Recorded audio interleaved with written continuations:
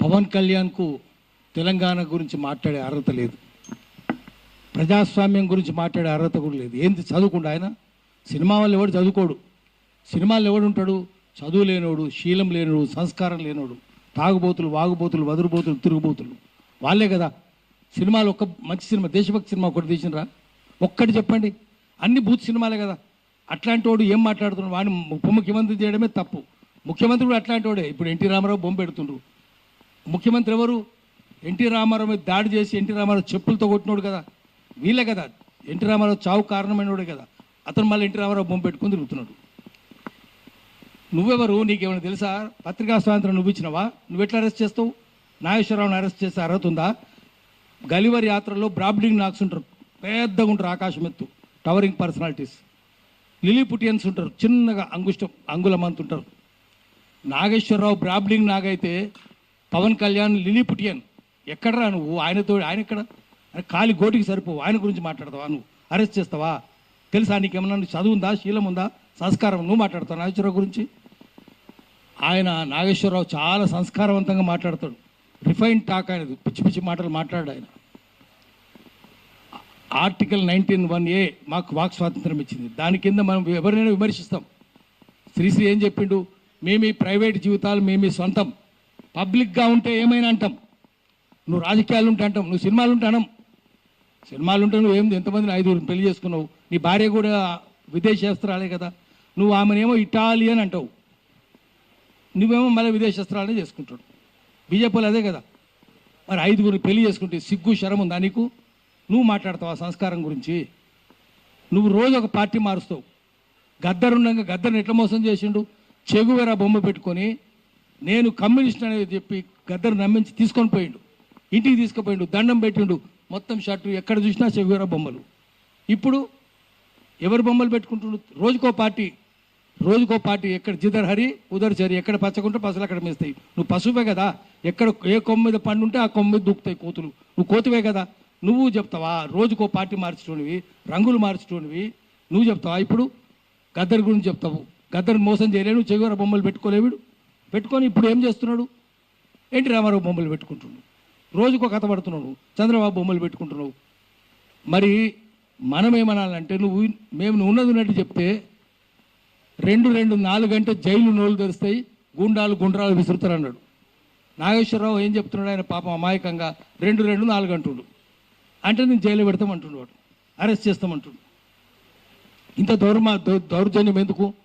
అందుకని మనం ఏం చెప్పాలంటే, తెలంగాణ వచ్చినాక తెలంగాణలో తెలంగాణ రాజ్యం ఉందా? ఇప్పుడు మీడియా వాళ్ళు ఉన్నారు, మీడియా వాళ్ళకి అక్రెడిటేషన్ ఉందా? ఎవరికి ఉన్నది? మొత్తం శాటిలైట్ ఛానల్ అంటారు. శాటిలైట్ ఛానల్ అన్నీ ఆంధ్రలే కదా. ఒక V6 టీ న్యూస్ తప్ప అన్నీ ఆంధ్రలే. మరి ఆంధ్రలకే అక్రెడిటేషన్లు ఉన్నాయి. ఇప్పుడు అక్రెడిటేషన్ పాలసీ చూసుకుందాం, మొత్తం ఆంధ్రలకే. సోయిందా? వాడు ఎవడు కమిషనరు? సోయి లేదు. మంత్రి ఎవడు? వాడిని సోయి లేదు. ముఖ్యమంత్రికి అసలే సోయి లేదు. ఎవరైనా ఆంధ్రలో ఇట్లా వచ్చి అంటే పవన్ కళ్యాణ్ లాంటి వాడిని ఆ తెలంగాణ రాకుండా చేయాలి, హైదరాబాద్లో అడుగు పెట్టకుండా చేయాలి. చంద్రబాబు నాయుడు కూడా పెట్టొద్దు, పవన్ కళ్యాణ్ కూడా పెట్టొద్దు. ఎట్లా పెడతావు రాను అనాలి. విగ్రహాలన్నీ ఆంధ్రలోనేనా? గద్దర్ విగ్రహం పెట్టిస్తలేరు. హైదరాబాద్, ఖమ్మం, కరీంనగర్లో గజ్జల స్వామి అంటే ఆయన 7 అడుగుల విగ్రహం చేసిండు, 7.5 నుంచి తిరుగుతుండు. గద్దర్ విగ్రహం పెట్టిస్తలేరు. ఆదిలాబాద్లో అంబేద్కర్ విగ్రహం పెట్టిస్తలేరు. హైదరాబాద్లో కూడా పెట్టిస్తలేరు. కానీ ఆంధ్రలో బొమ్మలు అయితే వస్తాయి. అడ్డుకున్న రోషయ్య విగ్రహం ఉంటుంది. SP బాలసుబ్రహ్మణ్యం వాడు ఏం పాటలు పాడి, అన్ని బూత్ పాటలే. నీ అదనం మీద మందారా అని, నడుము మీద వడ్డానా అని, ఇటువంటి బూత్ పాటలు పాడినోడు వాందా పెడతారు. చివరికి NTRది కూడా పెడుతున్నారు, రేపు చంద్రబాబు కూడా పెడతారు, లోకేష్ కూడా పెడతారు, పవన్ కళ్యాణ్ కూడా పెడతారు విగ్రహాలు ఇక్కడ. కానీ తెలంగాణలో మాత్రం పెట్టినారు.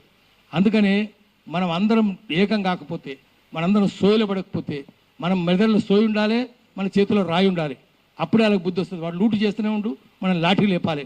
దానికోసం అందరం ఏకం చేద్దాము, ఏకం చేసి ప్రజల్ని చైతన్యం చేద్దాం. పాషం యాదగిరి గారు, నేను మిమ్మల్ని ఎప్పుడు కలవలేదు, పేరు మాత్రం విన్నాను, చాలా గొప్పగా విన్నాను.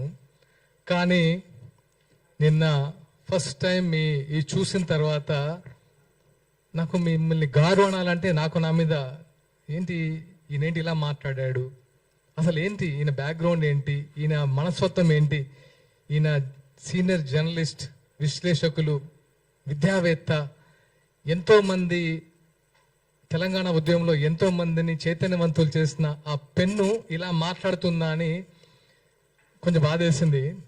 ఆయన మాట్లాడిన మాటలు మీ ఇంట్లో వాళ్ళకి ఒక్కసారి చూపించండి యాదగిరి గారు. మీ ఇంట్లో వాళ్ళు హర్షిస్తారని చెప్పుకుంటే నేను నిజంగా ఒప్పుకుంటాం.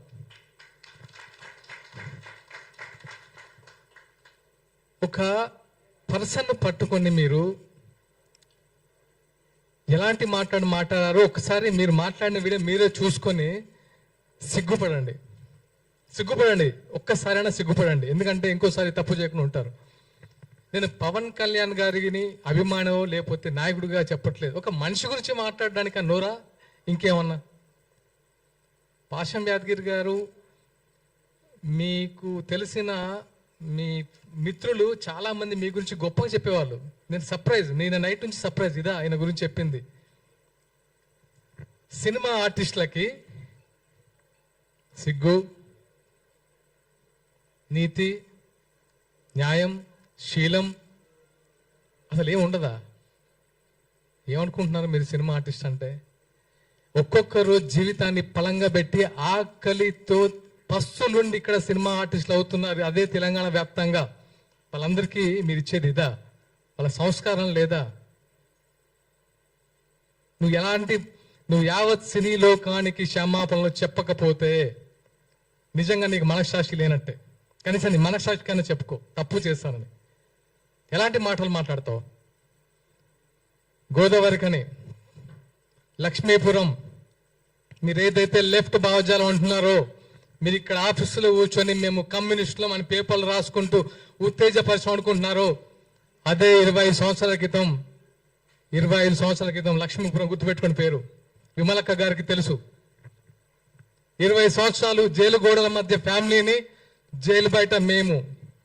అది మా మీరు పెన్నుతో చేశారు, మేము గన్నుతో యుద్ధం చేశాం. తెలుసుకోండి. మీకేంటంటే మీకు మీడియా ఉంది కాబట్టి మీ పేర్లు బయట వినబడతాయి. కానీ అప్పుడు మాకు మీడియా లేదు, మా గురించి రాసేవాళ్ళు లేడు, మాట్లాడేవాళ్ళు లేడు, వచ్చేవాళ్ళు లేడు. కనీసం రాజకీయ నాయకులు, పోలీసు బూట్ల చప్పుళ్ళు 24 గంటలు విని ఉలికిపడలేసి వాళ్ళం. అలాంటి ప్లేస్ నుంచి వచ్చాం. మాకు కొత్త కాదు ఇవన్నీ. మీరు ఏదో గొప్పలు అనుకుంటున్నారు. లెఫ్ట్ అంతకు మించి చేసా. ఒకసారి కావాలంటే కనుక్కోండి. ఓకే, నాకు ప్రచార కార్యదర్శి అనే పదవి మొగలి రేకులు సీరియల్ ద్వారా నేను ఒక మంచి నటున్నాను, నాకు ఫేమ్ వచ్చిందని ఇవ్వలేదు పవన్ కళ్యాణ్ గారు. నా బ్యాక్గ్రౌండ్ తెలుసుకొని, నాకున్న కమిట్మెంట్ తెలుసుకొని ఇచ్చాడు. గుర్తుపెట్టుకోండి. ఇక్కడ మేము తెలంగాణ బిడ్డలమే.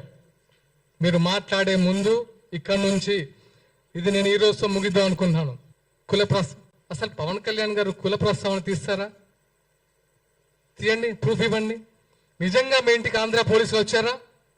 చెప్పండి. ఆంధ్ర పోలీసులు వస్తే రుజువు చేయండి. మీరు వచ్చారని ప్రూవ్ చేయండి, మేము తలదించుకుంటాం. మీ ఇంటికి పోలీసులు ఎందుకు వచ్చారో మీకు తెలియదా? నేను విన్నదైతే ఎవరో ఏదో యూట్యూబ్ ఛానల్లో చూశాను, 10 టీవీ ఇష్యూలో సంథింగ్ అని. దాన్ని ఆంధ్ర పోలీసులు వచ్చారు అరెస్ట్ చేయడానికని ఒక ప్రోగ్రాం పెట్టి విద్వేషాలు రెచ్చగొట్టి అవసరమా? మీరు యువతకు మార్గదర్శకులు అనుకున్నాను, కానీ ఇలా దిగజారుడుతనం చేసి దిగజారడం అంటే నాకు తెలిసి ఇలా ఈ టైంలో యువత కూడా ఇలాంటి చెత్త మాటలు మాట్లాడట్లేదు. సొఫిస్టికేటెడ్గా ఉంటున్నారు, అంబిషియస్గా ఉంటున్నారు. ఏవి నీళ్లు, నిధులు, జ్ఞాపకాలని 12 సంవత్సరాల తెలంగాణ ఏమైందని ఒకసారి ప్రశ్నించారా? విగ్రహాలు పెడుతున్నారు, ఎన్టీఆర్ విగ్రహం పెడుతున్నారని గొడవ చేస్తున్నారు కదా. టీఆర్ఎస్ హయాంలో చాలా విగ్రహాలు పెట్టారు కదా, అప్పుడు ఎందుకు ప్రశ్నించలేదు? అప్పుడు ఎందుకు నోరు లేవలేదు? అదే స్వయంగా కేటీఆర్ గారి పేరే ఎన్టీఆర్ తారక రామారావు పేరు పెట్టారు. మార్చేస్తారని మార్చారు కదా. ఇది కాదు కదా. సమస్యల మీద ఫైట్ చేయండి.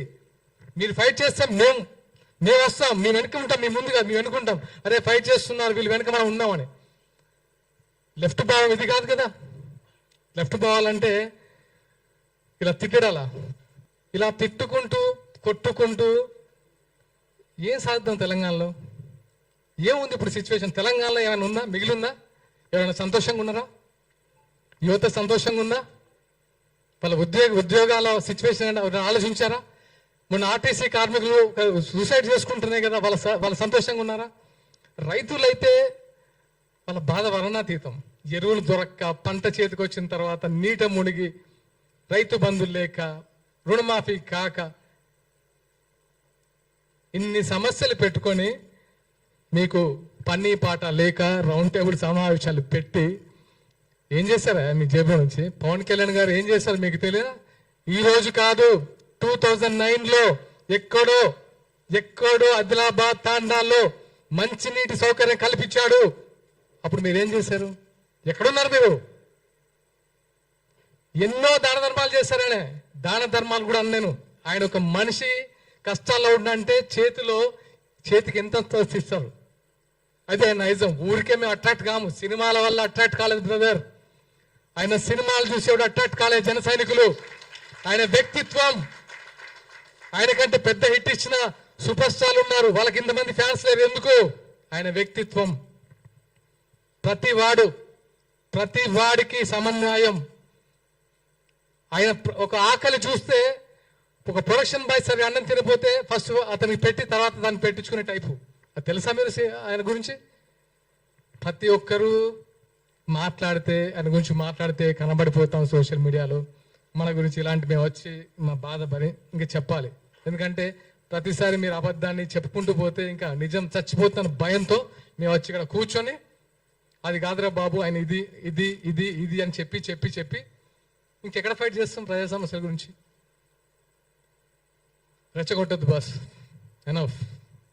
ఎనఫ్. మాకు సహనం ఉంటుంది. ఇక నుంచి ఇలాంటివి పునరావృతం అవ్వద్దు. ఇది ఈరోజుతో ముగిద్దాం ప్లీజ్. ఇంకా ఇలాంటి పవన్ కళ్యాణ్ని హైదరాబాద్ రాకుండా అడ్డుకుంటాం. ఎవరికైనా దమ్ముందా? మీకు దమ్ముందా చెప్పండి, తెలుసుకుందామా? ఆపగలరా? మీకు రాజ్యాంగ విలువలు తెలుసా? రాజ్యాంగ హక్కులు తెలిసే మాట్లాడుతున్నారా? తెలంగాణలో జనసేన పార్టీ చాలా బలంగా ఉండబోతుంది. ఖబర్దార్ గుర్తుపెట్టుకోండి. మేము ఇప్పటి వరకు చాలా ప్లీజింగ్గా కూడా కాదు, అరే మా కళ్యాణ్ గారు నేర్పిన సంస్కృతి అంటే తగ్గాలి, మనం తగ్గుదాం. కానీ మేము ఎదురు తిరగాల్సి వస్తే మాత్రం నిజంగా తట్టుకోలేరు. అది గుర్తుంచుకోండి.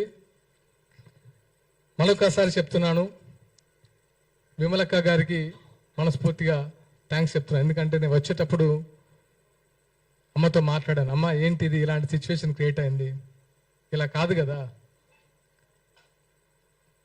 తెలంగాణలో మీరందరూ మాకు ఒక మార్గదర్శకులు, మీరే ఇలా మాట్లాడితే మేమెవరిని మార్గదర్శకంగా తీసుకోవాలి అని అడిగాను. ఆ మంది చిన్న అప్పుడప్పుడు దొలుతుంటాయి, దీన్ని ముగింపు పలకండి అని. అమ్మ మీకు ఇచ్చిన మాట ప్రకారం ఈరోజు నేను ముగిద్దాం అనుకుంటున్నాను. మీరు కూడా దయచేసి ముగించాలని కోరుకుంటున్నాను. అండ్